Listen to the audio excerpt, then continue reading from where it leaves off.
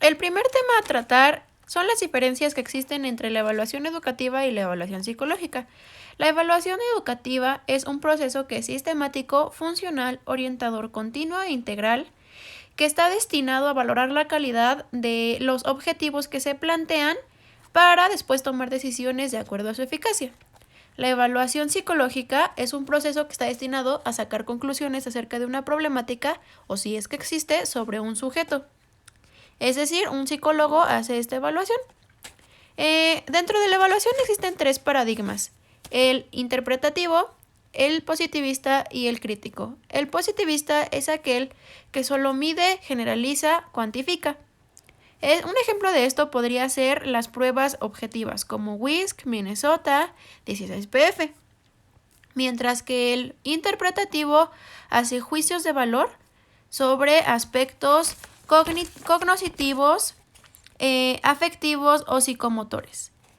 Un ejemplo de este podría ser cuando se hace una investigación para determinar si por qué un niño tiene problemas de aprendizaje.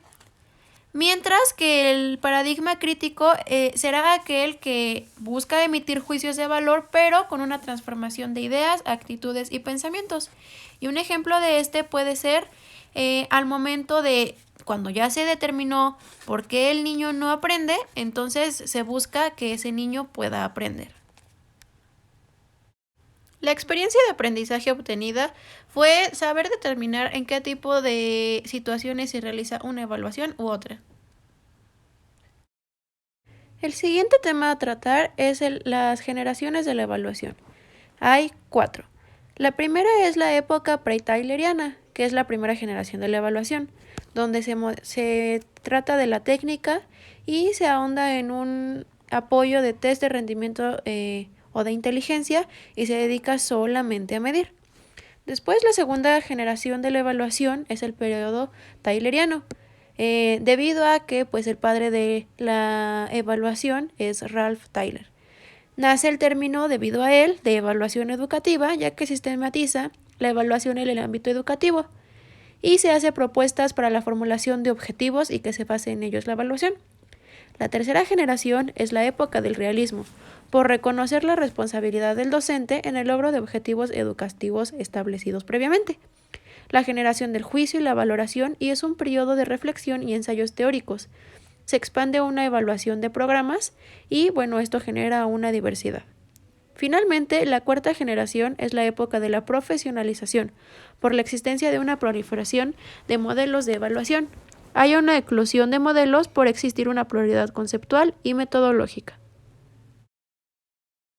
El segundo tema son tipos de estandarización. Existe una estandarización completa, que implica que todos los elementos de ese instrumento son los mismos para todos los sujetos, igual que calificación, interpretación y resultados. Existe también la estandarización parcial, que es aquella que tiene prefijado sistemáticamente algunos estímulos, o sea, la recogida de información, pero al momento de calificar e interpretar puede ser un poco más flexible. Mientras que la estandarización nula no presenta ningún tipo de elemento estandarizado y es particular en cada caso. Acabamos de ver estos 3 tipos de ejemplo en una prueba estandarizada, como es Minnesota, en una prueba de estandarización parcial, que es una prueba proyectiva, y una estandarización nula, que sería un examen aplicado. El siguiente tema es formas de evaluación. Existen 4. Autoevaluación. Es aquella que realiza un individuo sobre su propio proceso. Incluye 2 subprocesos: autorreflexión y autorregulación. Un ejemplo de esto, o el claro ejemplo, es cuando en una exposición te preguntan ¿qué calificación te pondrías tú? Y esa persona debe dar un resultado. Coevaluación. Se realiza entre pares, es decir, entre personas que tienen el nivel mismo de experiencia. Esto se da cuando hay un trabajo en equipo y se pide que cada quien asigne la calificación que considera que se merece el equipo, es decir, del trabajo que han hecho. Heteroevaluación. Es aquella que un experto realiza sobre el proceso de otro individuo de menor nivel. Esto es el claro ejemplo de la evaluación en una escuela. Un maestro determina qué calificación o evaluación corresponde al individuo. y la metaevaluación, que es aquella evaluación que se realiza sobre el mismo proceso de evaluación. En este caso, las experiencias de aprendizaje obtenidas se realizaron mediante un sociodrama. Cada uno de los equipos realizó una representación sobre un concepto que ya se había visto con anterioridad. Y entre compañeros realizamos una autoevaluación y una coevaluación de los equipos. Después tenemos los tipos de evaluación. Se clasifican en 4 grupos: por función, finalidad, interpretación de resultados o contenido. Para iniciar, por su función, puede ser diagnóstica, formativa o sumativa. La diagnóstica determina diversos conocimientos previos que se tienen antes de la evaluación. La formativa va acompañando al proceso y la sumativa es englobar a los contenidos. Es decir, la diagnóstica es un examen diagnóstico, la formativa son los trabajos realizados durante un curso y la sumativa sería un examen final. Por su finalidad tenemos inicial, intermedia y final. Es decir, al inicio del proceso, de manera intermedia y al final. En el inicio puede ser una evaluación diagnóstica también, intermedia puede ser un examen parcial y una final, un examen final. Por la interpretación de los resultados es con referencia a la norma y con referencia al criterio. A la norma es cuando una evaluación se realiza buscando encontrar la evaluación del individuo dentro de una estandarización, por ejemplo, en una prueba estandarizada como son las pruebas objetivas. Y con referencia al criterio es cuando la persona que evalúa emite juicios de valor sobre el proceso de la evaluación. Es decir, por ejemplo, en un ensayo, el maestro lee el ensayo y determina si es apto o no para lo que se pidió. Y por su contenido, que es conceptual, procedimental o actitudinal. En la evaluación conceptual se miden conceptos, es decir, saberes. Procedimental, la forma de hacer las cosas. Y actitudinal, la actitud que se tiene ante la evaluación. Es decir, el conceptual puede ser un conocimiento de un examen, poder resolverlo adecuadamente. Procedimental puede ser, por ejemplo, el poder realizar un pastel. Y actitudinal, cuál es la forma de hacerlo. La siguiente actividad está enfocada a poder identificar que todo puede tener un proceso de evaluación. Es por esto que se hizo un análisis de una película. La película lleva por nombre Mente Indomable. Tomando los conceptos que ya se habían visualizado en la clase, se determinaron algunos puntos para el análisis del caso, como fue el paradigma, un enfoque, los elementos, los tipos de evaluación, formas de evaluación y el concepto al que estaba haciendo referencia. Es importante mencionar que los elementos de una evaluación son contexto, insumos, proceso y producto. Contexto es todo aquello que el sujeto tiene como medio, el insumo, todos los recursos que hay para la evaluación, el proceso es la forma en la que se realiza el proceso y el producto son los resultados obtenidos. El siguiente tema es uno de los que está en mayor boga en la actualidad y es un enfoque por competencias. Se dice que es bueno desarrollar las competencias de un individuo, pues ahora es importante que sean competentes. Hay 4 campos de competencias: el ser, el saber, el convivir y el hacer.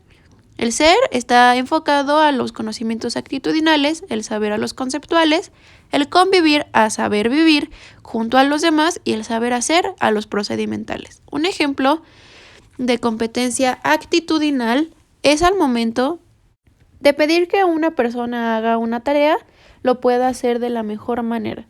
Conceptual es que sepa la base teórica que determina lo que está haciendo. El saber hacer, o sea, el contenido procedimental, que sea capaz de llevarlo a cabo. Y el convivir es que pueda trabajar en equipo para que todo tenga un proceso integral. La experiencia de aprendizaje de esta actividad fue jugar con un 1. Es decir, se evaluaron las competencias de cada jugador. El saber ser, que es aquella parte en la que la persona no va a hacer trampa y va a jugar limpio. El saber, que son los contenidos conceptuales, que es saber las reglas, el saber hacer, que sería el poder jugar de manera adecuada, y el convivir, que sería que no hubiera conflictos entre los participantes. El siguiente tema está enfocado a determinar las consideraciones que deben de hacerse para una elección de instrumentos. Debe de haber objetivos, que es lo que el medir el nivel de contenidos, el tipo de contenido, si va a ser conceptual, procedimental o actitudinal, el perfil del alumnado, o sea, quién puede aplicar a esa prueba o a ese instrumento, el tamaño del grupo, si es que va a ser en grupo o individual, el tiempo que hay disponible para realizar esa prueba, las políticas de la institución, que serán como las reglas que habría para que esa prueba tenga validez, el contexto, que influye todo el medio que pueda haber en la aplicación de la prueba, y la experiencia del profesor. Para esto se realizó el análisis de una prueba ya estandarizada y se determinó para los elementos en la prueba específica o el instrumento que se utilizará para el final del proyecto. El siguiente tema hablaremos de técnicas, estrategias e instrumentos. Una técnica es cómo se realiza la evaluación. Podría ser un ejemplo la entrevista. Una estrategia sería un conjunto de técnicas que sería el plan global para la evaluación, o sea, entrevistas, pruebas, observación, etc. El instrumento es el objeto con el que se realiza la evaluación, como puede ser la guía de una entrevista, un registro observacional estructurado, etc. Hay instrumentos y técnicas informales, semiformales y formales. Depende del grado de estructuración que cada uno tenga. En las informales tenemos la observación espontánea, los diálogos, las preguntas de exploración. En las semiformales, ejercicios y prácticas en clase, tareas y trabajos fuera de clase. Y las formales tenemos observación sistemática, pruebas tipo test y pruebas de ejecución. En este caso se realizó como experiencia de aprendizaje un registro observacional de una entrevista que se realizó en la plaza cívica. El tema a tratar en nuestro caso fue el impacto que tienen las redes sociales en las relaciones en pareja. Para finalizar, se realizó una compilación de los contenidos obtenidos a partir del inicio del curso hasta mediados del curso, que sería marcado por el examen parcial, haciendo un acordeón. Esta es una estrategia que se utiliza con mucha frecuencia para la preparación de los exámenes. Y bueno, eso sería todo de mi parte. Espero vernos en una segunda vez para el examen final. Hasta luego.